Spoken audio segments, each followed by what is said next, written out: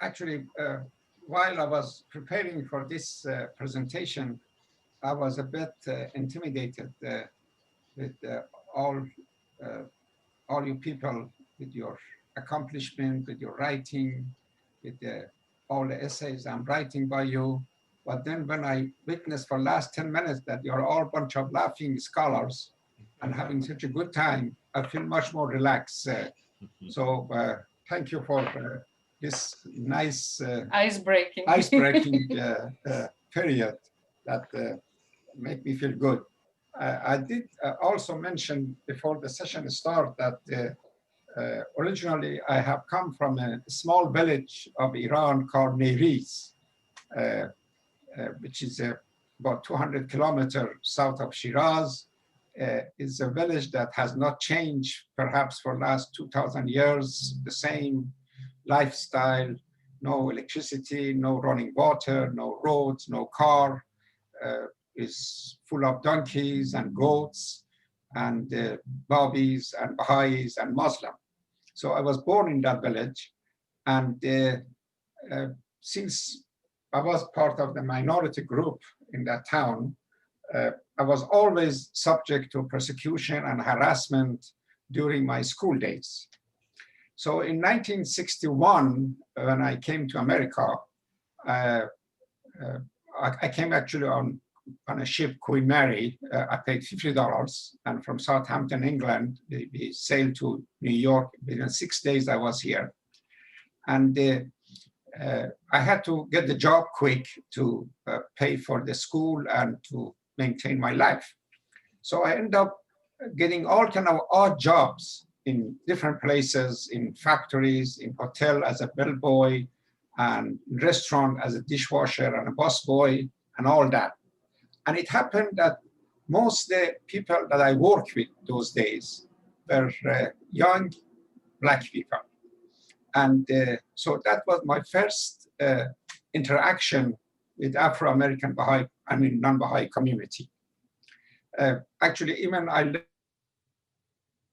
never went to school to learn English, so the little English I know even these days is from those days working in a restaurant. And I wanted so much to speak as much as possible in English language that I would constantly find an excuse to have a conversation with them. And I would listen to their stories of their ancestors, of their grandparents, great-grandparents that have brought to America as slaves, and the suffering that those poor people have gone through. As I was listening to them, I found a great deal of similarity between what their ancestor went through and what my ancestor went through in the village of Neriz and other parts of Persia. When they talk about how the Ku Klux Klan would come to their village, burn their houses, they burned the cross on the lawn, and they dragged the man out of their homes, and they hanged them by the tree and lynching them. I vividly remember that similar thing happened exactly to some member of my family in 1909, when the 18 Baha'is were put to death, and some of them were hanged by the tree and they were burned to death. So this common history that I found between us and them, when they were talking about the prejudices and animosity that they have experienced, I could quite feel their pain, because I have gone through, and many other Baha'is in Iran have gone through, especially those who are from a small town and villages. Because at least in the big cities, we have this anonymity, it can disappear in the crowd.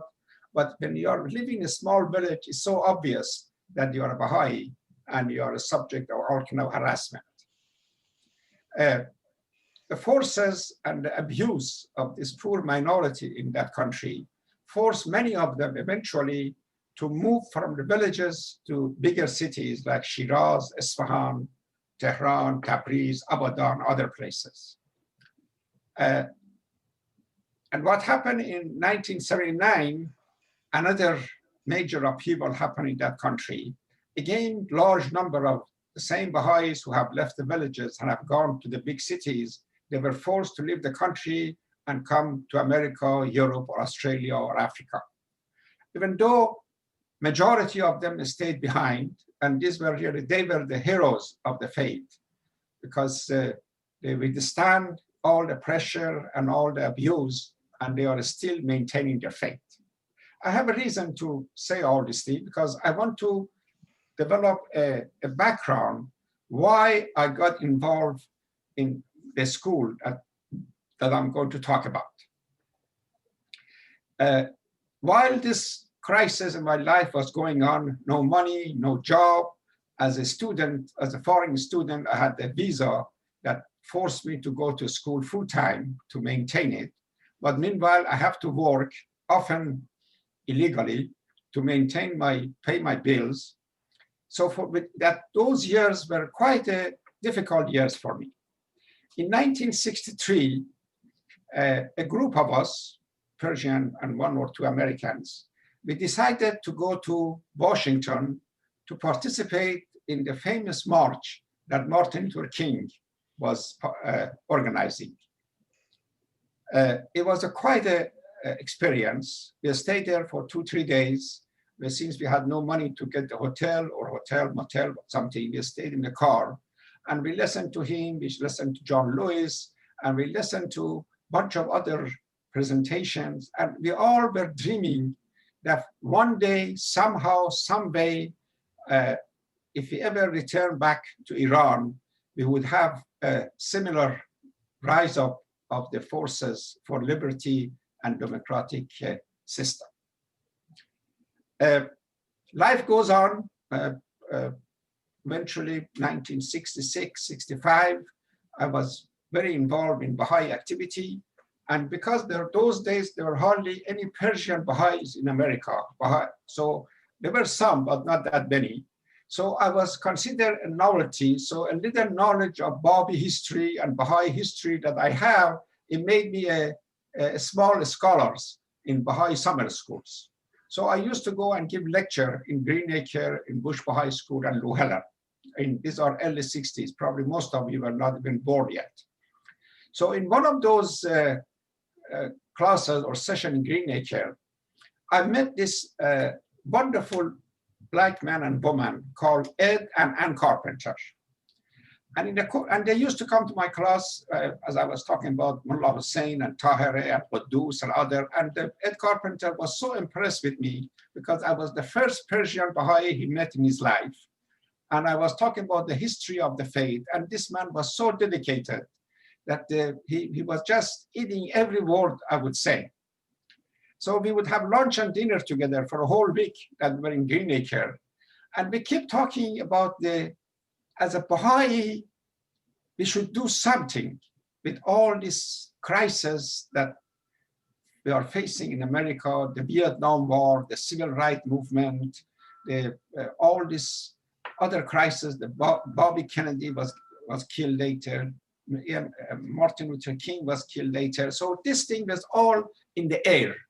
So he mentioned that there is a group in New York, New Jersey area. They are talking about opening a school. And they have asked him to participate in a discussion and brainstorming for that particular school. And if I would like to join the group. So of course I show a great interest because of my background and all that. So came to New York, and all of a sudden I realized, my goodness, there is such an elaborate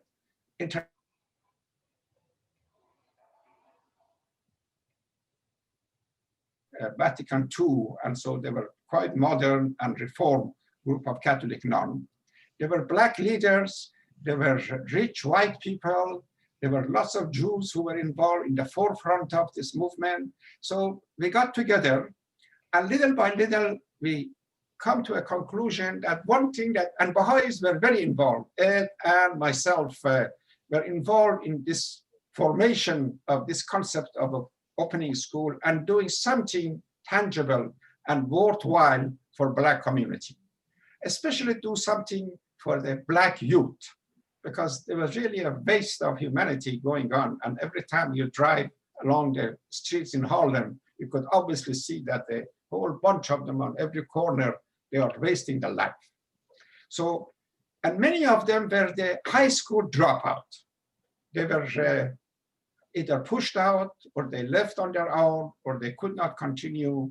So we figured out if we open a school that would help some of these kids to go to college, it would be a great service. So that's how the idea of Harlem Preparatory School came about. Formation of a school to prepare the disadvantaged Black student, man and woman, to go to college. The word got out that we are hoping to do something like this. National Urban League got involved, and I wonder how many of you knew that this was one of the organizations that was in the forefront of the civil rights movement. A wonderful man that maybe I'll say a few words about him later, a fellow by the name Whitney Young. At that point, he was a director of National Urban League. He got personally involved. So the school was formed with 39 students. And by the end of that first year, 67, we had almost 79, 80 students. And by the time the school closed in 1987 or 1977, we had more than 700 students. There's a variety of things that I could share with you, but we don't have much time. But I could say that the trust of the program was that this student, they have potential to make it. All they need is to give opportunity, to give them some support, to give them some help in order to do so. And the idea was that they could stay with us only for 1 year. They have to make it in 1 year. And we would do everything we can financially, emotionally, socially, academically to prepare them for college.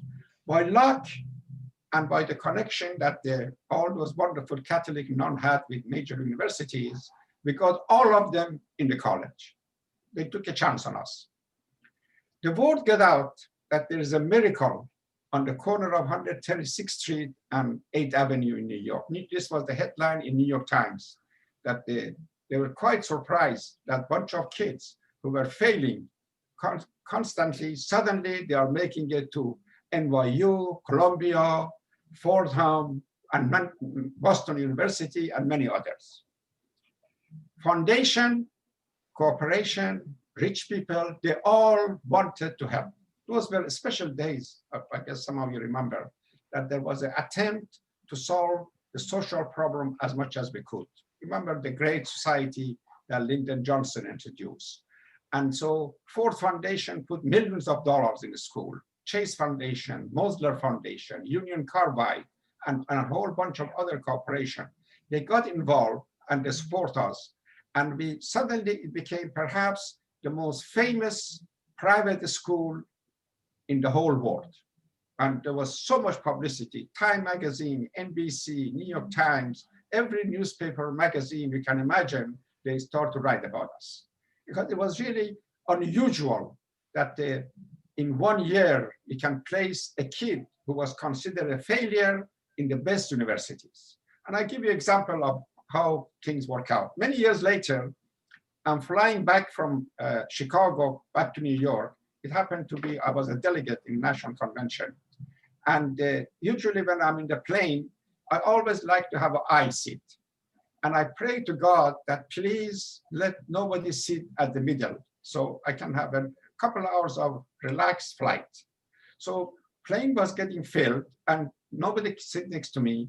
But at the last moment, just before they closed the door, this lady came in, and even though there were many other seats, she just sat next to me. So, of course, what can you do? That's just luck. And she was kind of cute. So she turned to me and she said, Dr. Ahdieh, do you remember me? I said, Jesus, no, she knows me too. I said, honey, you look very beautiful, but I don't. I said, I was one of your students. Oh, wonderful. What year? Then I found out she was one of our students in Harlem Prep. And I found more about her. I found out she has gone to get her MD, PhD, which is quite a degree to get those days, even nowadays. and know she was either commissioner or deputy commissioner of public health for the state of Illinois or Wisconsin, someplace like this. It was such a pleasure to see a live example of what has happened. I think I'm going to heaven for sure, for what, because of what we did those days. So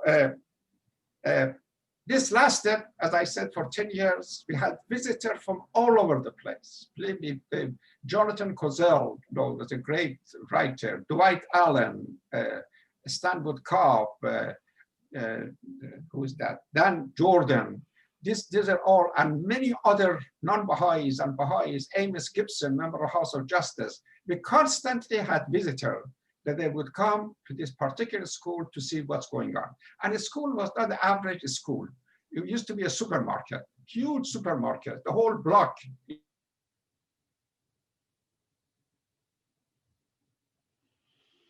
Them get shot, one of them died.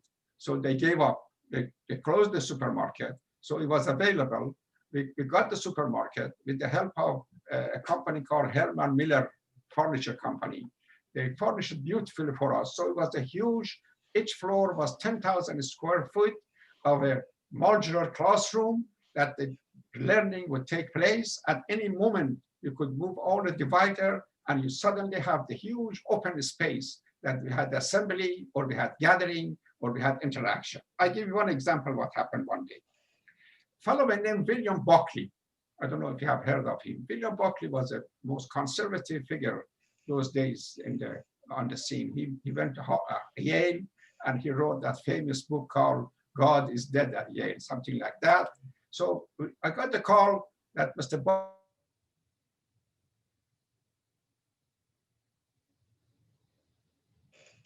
come to school, and I'm sure we're going to have a problem. He came, I took him around, we sat in some classroom, and then he said, is it possible for me to meet with the student?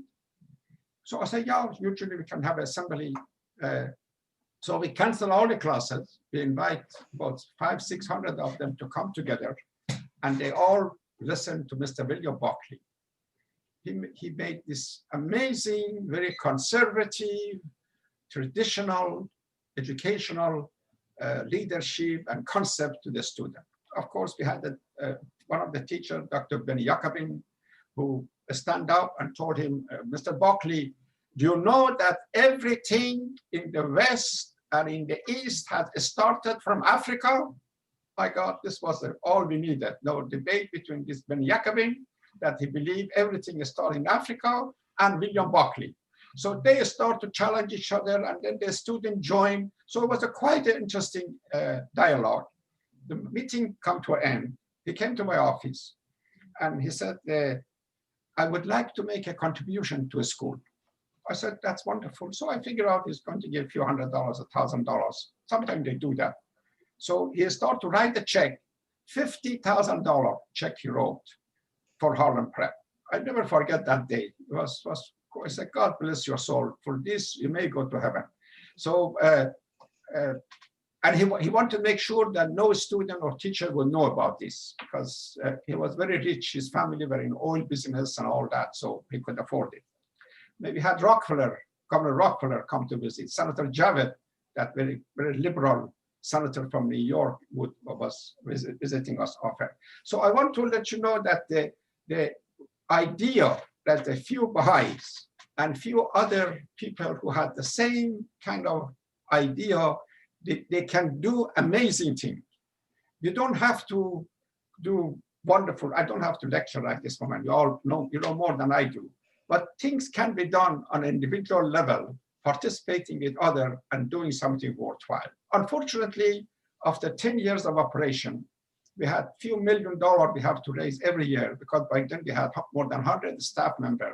The payroll was quite high, and it was difficult to raise that kind of fund anymore, because most foundation and corporation, they don't want to be involved with any project perpetually. They want to give the seed money, support the project, and they want to move to something else. So we had the choice, either close the school and die romantically, and something like that, or most of these poor teachers, they need the job. So Board of Education of City of New York was quite interested to absorb us. So we negotiated an arrangement, and Harlem Prep, who was a private school for 10 years, did all that amazing job, sent thousands of students to colleges, universities, now is part of Board of Ed, and they're doing relatively good job. We have more than 1 million students in New York City school system. The people who run the school system, they are good people. I work with them. I negotiate lots of deals with them. But the thing is that the system is so big, it's so out of control that it's not really making that much impact when it comes to education. I can tell you lots of other stories, but I'd like to ask to show some picture. Maybe I can shed some light on who's going to show the picture, you or I'm going to show the you show them. Thank you. Oh, this was the famous gathering that I told you, 1963, when we went to Washington and listened to Martin Luther King. This is a typical classroom. It was open space. Students were gathering together, very relaxed, and somebody was doing something. I don't know what class was that. Oh, this is my good friend, Ed Carpenter. The idea was that every administrator and everyone in the school have to remember the main purpose of being there is to teach. So Ed Carpenter was teaching a course, I think, in some social science area. And since I had some engineering and math background, I was a math teacher. And one reason eventually we decided to really, both he and I, we left the school because we figured out I'm spending most of my time, and him too, fundraising and going to meeting. And we are forgetting really that what was the main purpose of when we joined this school. Next. Oh, this meeting is very, the two persons that you see in the background are my two favorite people. One is Dizzy Gillespie, and the other one is Mr. Olinga. And Ed Carpenter and the family. Dizzy Gillespie was very fond of Harlem Prep. He came to school many times, and he helped with the fundraising and saving the school. Olinga was in town. He was wondering if he could meet with Mr. Gillespie. And I called him and made some arrangements. So that night, we all went to this wonderful club, Club Baron in Harlem, that Dizzy was. As we entered the club, I waved my hand. So Dizzy knows that we are in the club. And he suddenly stopped the music. There were more than 1,000 people in that club that night. And in his thick voice, he said, brother and sister, the conqueror of Africa, or Lionheart of Africa, Olinga is here. And I have written a piece of music in his honor I like to play while he's going to his table. And then he started to play that jazz piece, Olinga. So we went and sat down. And there's a tradition in the clubs in New York that when we have a distinguished guest on the table, everyone would send a bottle of whiskey or vodka or gin, whatever. Suddenly I saw, my God, our table is full of bottle of 20, 30 bottle of all kind of alcohol. So I figured out this is terrible. If they take a picture with the hand of a cause, with all this vodka and stuff on the table, so quickly I got rid of this. And we had a good night. This is a nice picture. Next. Oh, this is those nuns and some of the faculty members that I told you. These nuns were quite a special breed. I love every single one of them. Hussein and Tatiana, the pictures are not moving. Are moving? They're not moving. Oh. So we're still on picture number 3. Uh-oh. Yeah, go to picture number 4. Click on number 4. Let me try to get back. Something maybe is not working properly. Picture number 4. Dizzy Gillespie. Now, can you Dizzy Gillespie and Olinga are on the right side, on the further in the picture. Okay. Dizzy is with eyeglasses. Left of him is Olinga. Okay. Can you also, Tatiana? Yeah.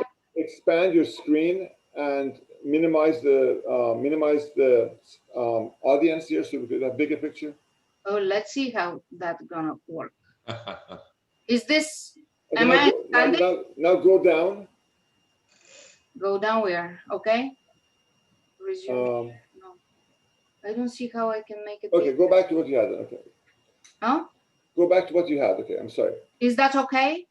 Do you see? Right now we you could see all of us guests on your right side. If you could minimize us, then that would give you a Minimize bigger you. screen.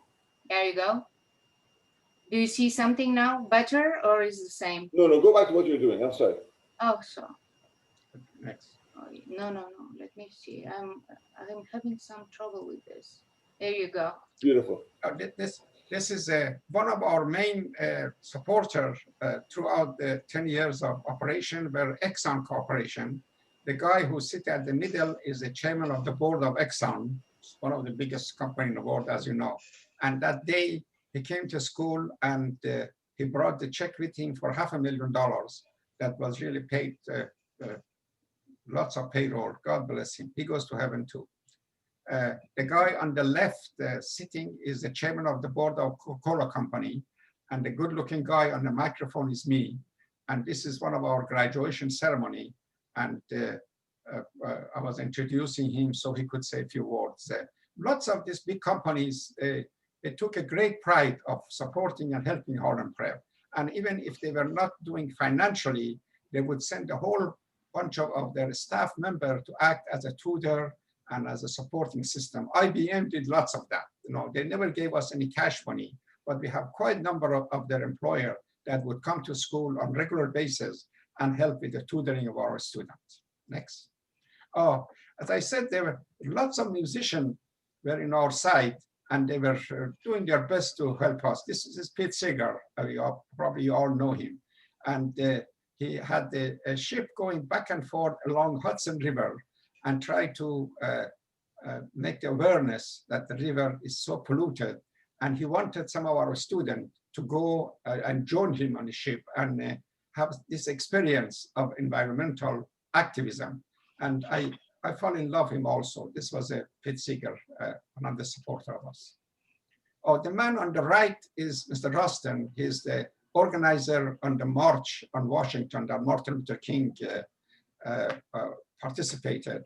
I invited him on some later occasion to a Baha'i gathering, and this was the picture I was taking with Dr. Taraz, myself, and him, Mr. Rustin. But this is Robert Hayden, another regular visitor to school. They all took such a pride in Harlem Prep, and he came in 2 occasions to read his poetry for our students, and I was grateful to him also. This is my favorite Black leader in those days, Whitney Young, director of National Urban League, quite a force, close associate and friend of President Johnson. And unfortunately, he went to Africa when he was in Nigeria, swimming in one of those rivers. He was drowned. It was such a loss. He could have done so much for the humanity. This is Mr. Buckley. I mentioned his name earlier. Oh, this is my wonderful, I could say my teacher because I was as close to him, Mr. Stanwood Cobb. Many of you have heard his name. He and John Dewey are considered the founding fathers of the public school system in 1920s and 30s. He was a wonderful Baha'i, but after he became Baha'i, little by little, he got more and more involved in Baha'i faith and got away from public school system arrangement. And he went pioneering and all that. So in one occasion, we invited him to come and give a talk. And I remember, I'll tell you another story, it's cute. I invited him, and the subject of his conversation, his presentation, I think was Baha'u'llah, the promise of all ages. And because of his name is known in all educational circles, many of non-Baha'i professors and others were present when he was going to make the presentation.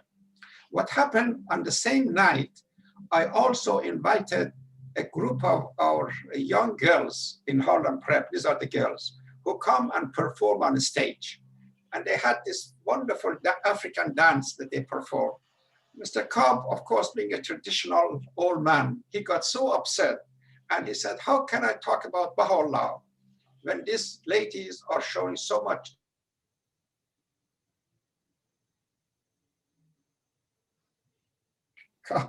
this stand with Cobb. this is ritual, these are praying. He said, no, they are not praying. And he was ready to walk out of the meeting. And I said, can you imagine all these people have come to listen to you and you're going to walk out? So he said, okay, then I have to talk about another subject. How about if I talk about the something to what is the wave of future, Baha'i faith or Marxism? Remember in 60s, 70s, 80s, this was a big thing, Marxism and Baha'i faith and all that. So he gave a marvelous talk on the subject of Marxism and Baha'i faith. Next. Oh, this is one of my teachers, Robert Wilkin.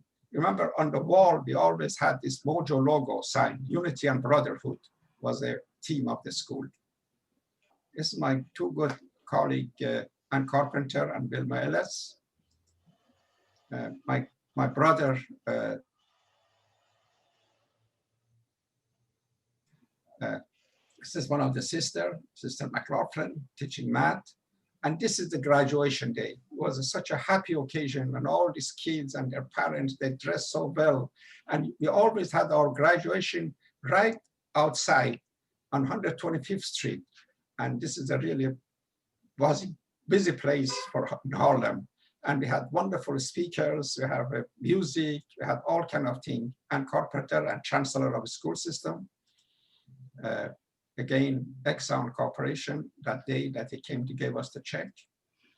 Amos Gibson, former member of the House of Justice with his family. Congressman Rangel, big supporter of a school, receiving award. Dizzy Gillespie, another friends who did a lot for the school. And this is the book we have written about our experience in Harlem Prep, A Way Out of No Way. And it's really a story of our students, who they were and where they come from and where they are now. So that's my presentation. Thank you for listening and being patient for a non-scholars. Thank you. Thank you. Beautiful. Raise the value. Thank you.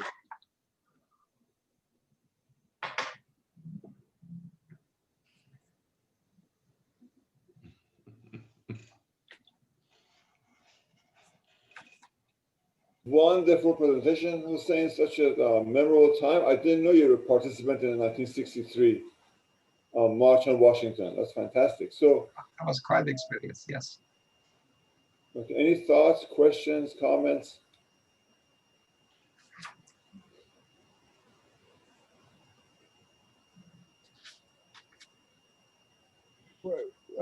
Hussein, thank you very much. It's beautiful. Super enlightening. I knew nothing about this. I mean, this is such a heroic achievement. My question is, what was the relationship between your school and the Baha'i administration? Almost, I would say 50% of our staff were Baha'is, the teachers and administrators, and mostly female. And they give all their heart to the school. Between some of those Baha'is and those nuns, they were the backbone of the Harlem Prep. I was very proud of them. Actually, there was one interesting thing happened was one of the Baha'i teachers was upset that how come we are not closing the school on Baha'i holidays. And I keep telling him, no, according to law of the state of New York, we are not allowed to do so. And she kept repeating, how come they did that in Iran, Tarbiyat school? I said, well, you see what happened Tarbiyat school? The Shah closed all of them. And we don't want the same thing to happen to us. So this wonderful woman came to New York Assembly to make a complaint about Harlem Prep, and especially me as administrator, for keeping the school open. And she had a good case, right? She made such a good plea for closing the school in Baha'i holidays. It was so good that I even voted for her. Really, I was so proud of myself to be able to. But still, I couldn't know. I talked to Ed and others, and we decided, no, we cannot close the school. So they were. There was a whole bunch of them, and some of them actually. There's one of the teachers is still alive, and I'm very much in touch with him. George Campbell. And sometimes when I go to this professional presentation, I take him and I take one of my students with me as a live example of what happened. And so they can also give their input of what was happening in the school and what was going on. Can I ask a follow-up question? Sure. So this is so inspiring. And again, I feel very ignorant that I never knew about this super inspiring project and success and triumph that in New York, amongst people who really needed it.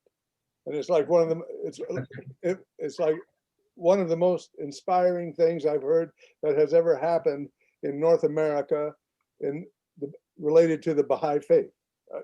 And my question is, am I the only person that's never heard of this? And two, probably I'm not. And was it advertised? Was it publicized in the Baha'i news and things like that? I think one reason you haven't heard of it because you're too young to remember. Ah. Oh, that could be. Yeah. What happened actually, we wrote a couple of articles for World Order magazine, and any conferences that we were going, occasionally going, we would mention the name of the faith.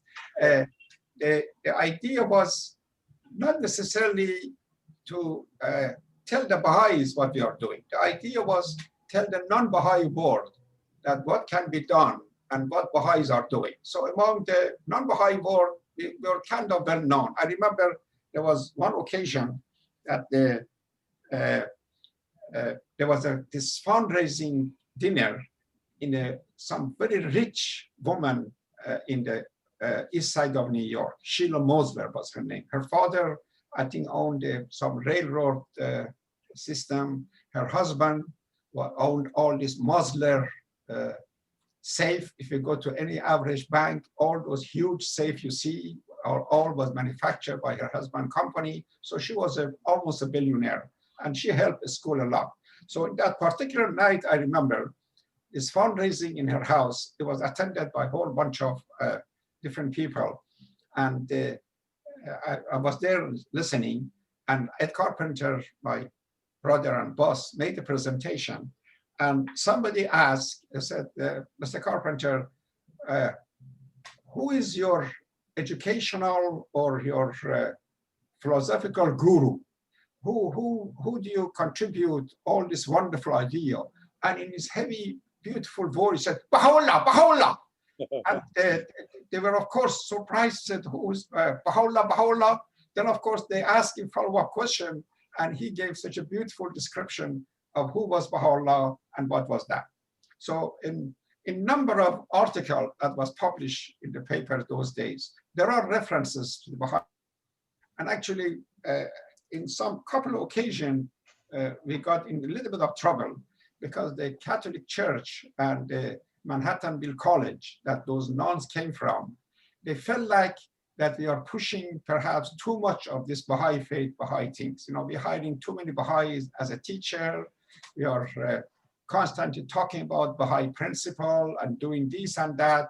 So it did actually set some kind of not anti-faith, but some kind of a hard feeling on part of the nuns and others that were our associates. Thank you. I could say that I do remember the school and hearing about it as a Baha'i at the time. It was not that well known within the Baha'i community in the United States. And at that time, we were in a very different place as a Baha'i community. There was a very tentative relationship with social and economic projects of this kind. The Baha'is were very wary of any kind of social project. And you know, there was no socio-economic development office at the World Center, and Hussein really was pioneering this kind of activity within the Baha'i community.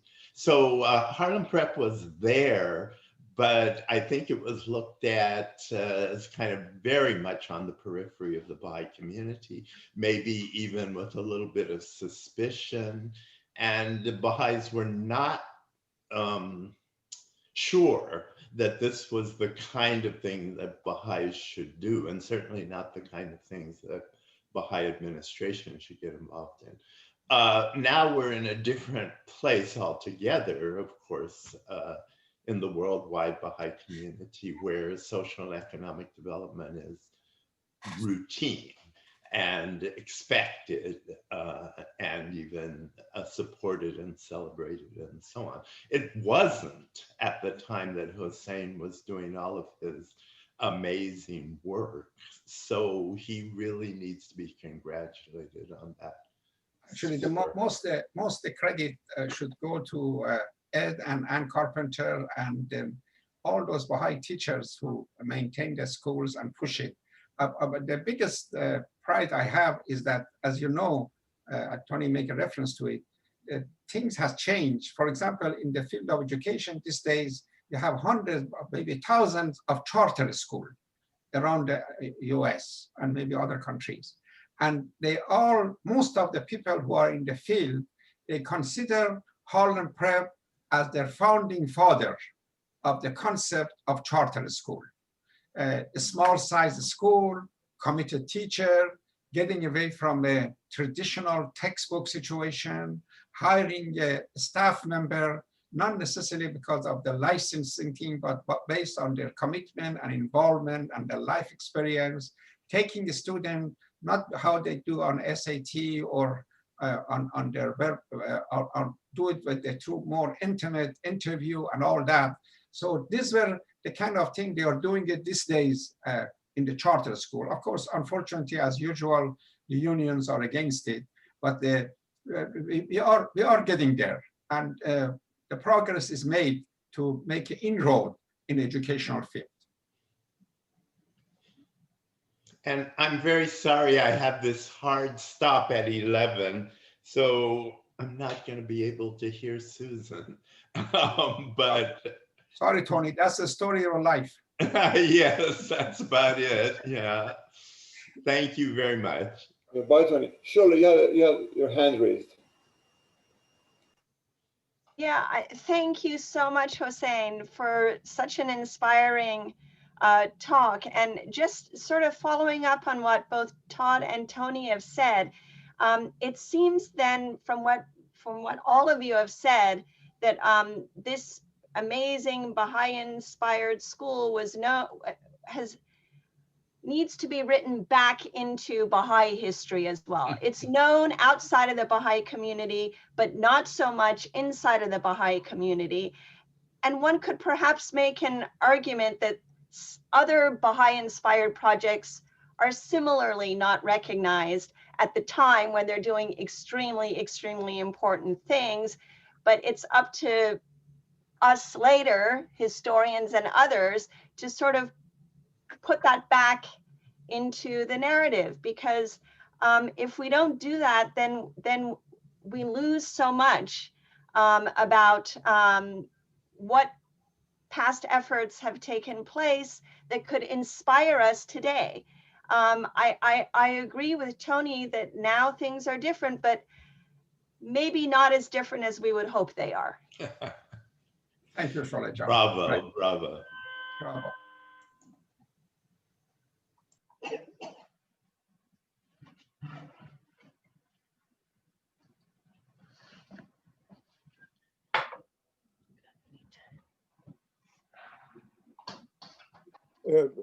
Hussein, you showed the cover of a book at the end of your excellent presentation.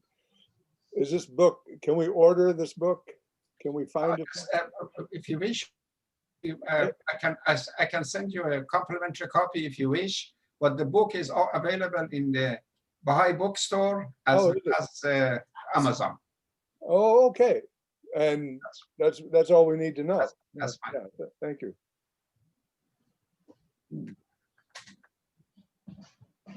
You've been very kind to me. You know, I really, I remember at some point I asked my son, Robert, who was a student at Yale, where do you see going? Are you going to be a scholars and write books and be a professors and all that?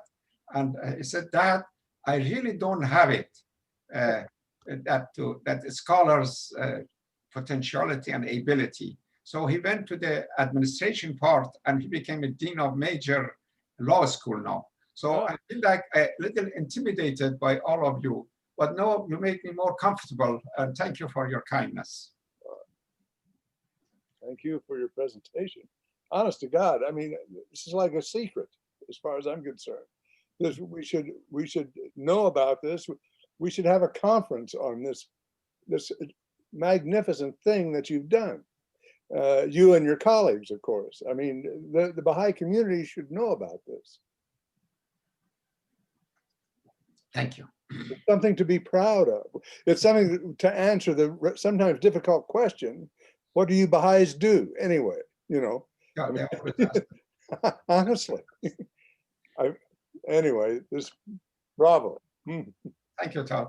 Thank you all for listening.